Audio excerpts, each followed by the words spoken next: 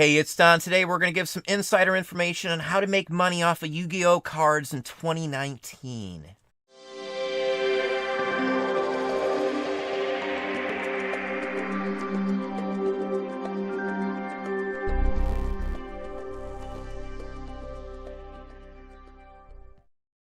Hey, it's Don, the Auction Professor. Today we're going to talk about how to make money on Yu-Gi-Oh cards still in 2019. Now, most people pay little or no attention to Yu-Gi-Oh cards these days, but they still carry a real good value. People still collect and still play the game. My kids collected them and played it back when they first came out, so I do know Yu-Gi-Oh cards. I've even been to a few tournaments with my kids.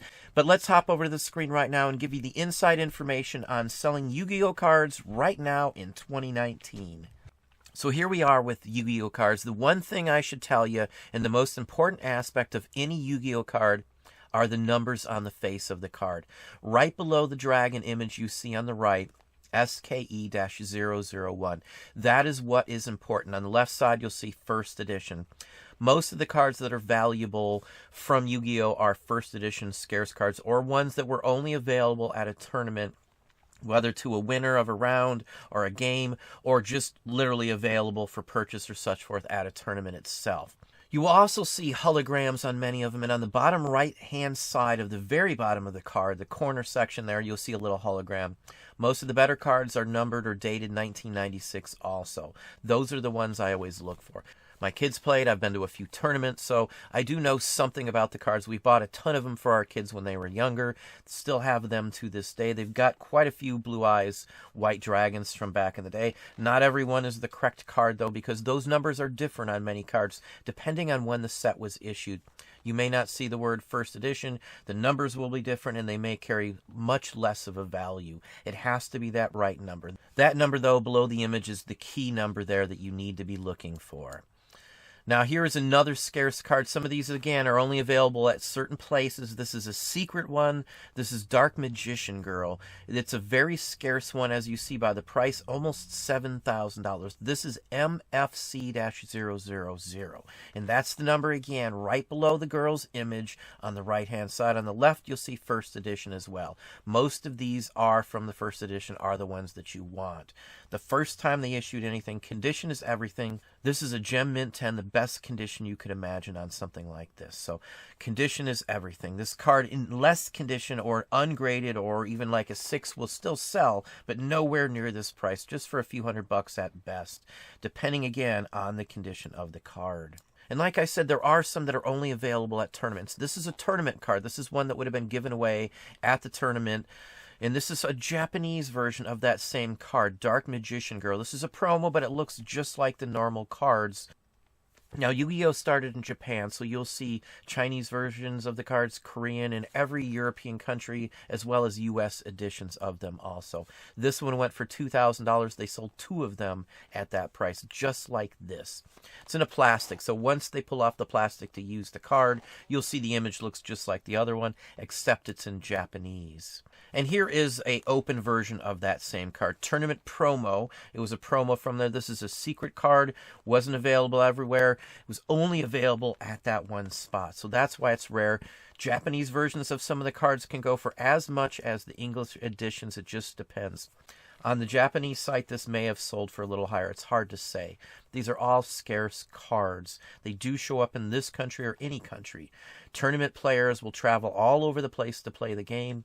They swap cards as well. So something that people may find still over here, even at a garage sale, believe it or not.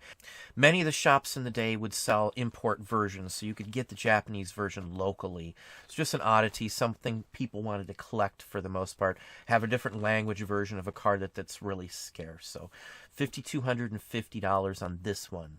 Now here's Dark Palladium, Magician's Force is like the series or game line this came out with. And this is MFC-105. Now that number is right below the image of the Dark Palladium on this face of the card. So that again is the number. It's going to say first edition on this as well. This is an excellent copy, PSA 10.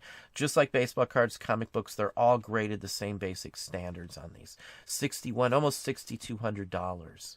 Now here's Black Rose Dragon, another dragon just like the Blue Eyes White Dragon. Same kind of concept here. It's another PSA 10 mint gem card right here.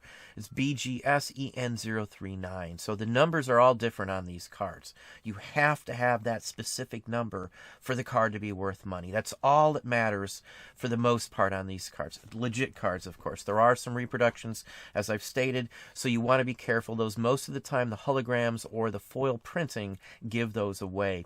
There's a hologram as well in the bottom right-hand corner of every card.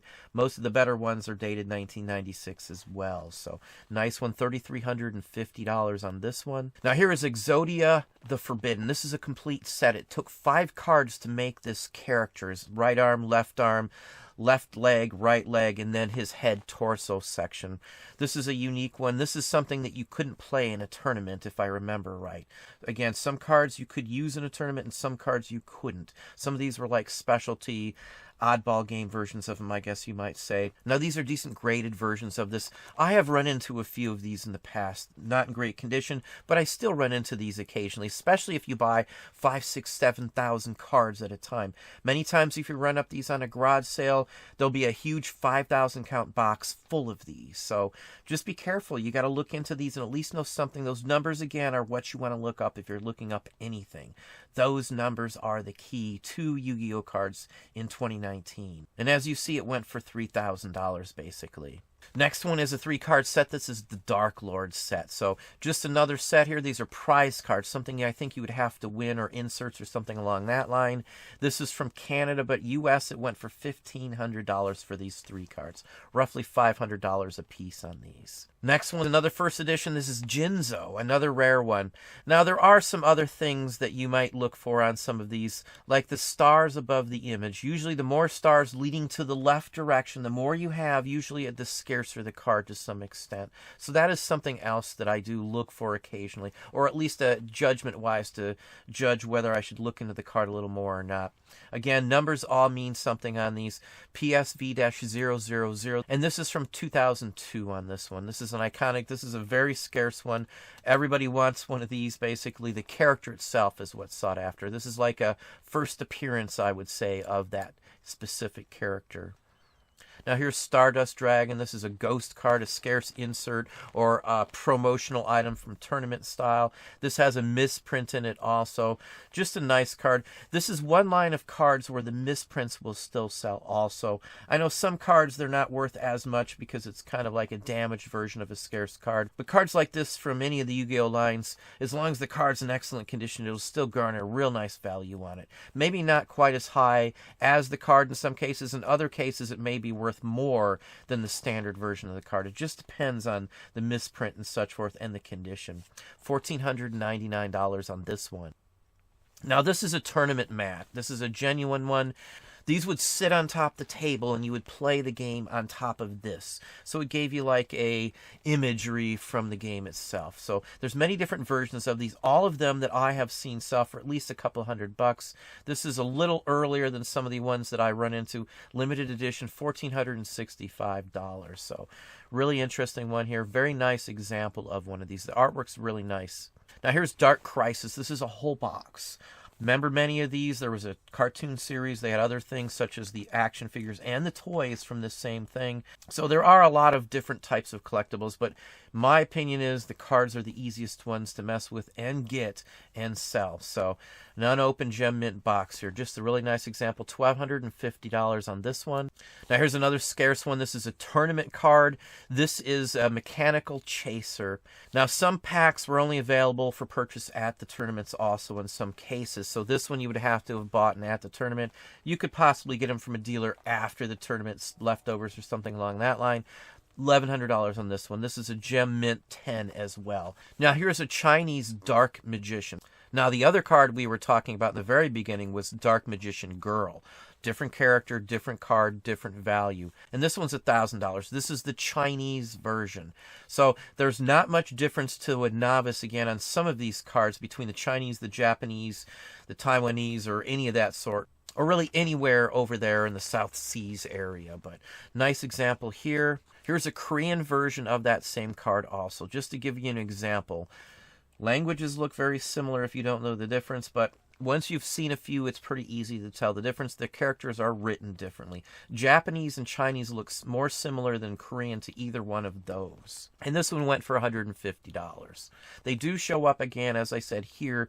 Collectors were not so and still are on some of these cards, and they'll buy big lots and end up with stuff like this.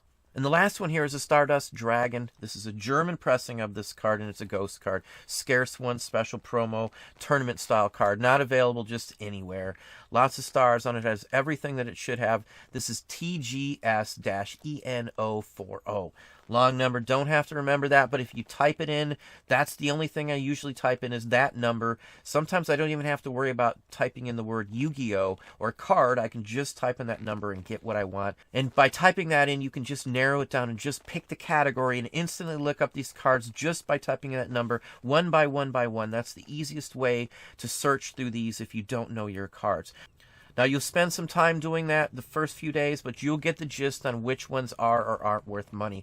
Character specific, the stars, as well as that number are keys to making a lot of money and being able to be profitable buying these sorts of things still. But that's what I have for you today. Well, there you are. Hopefully that gave you some ideas and some thoughts. If you enjoyed the video, please hit that like button down below. You can also hit the bell icon to be notified if I post new content or go live. Subscribe and tell a friend.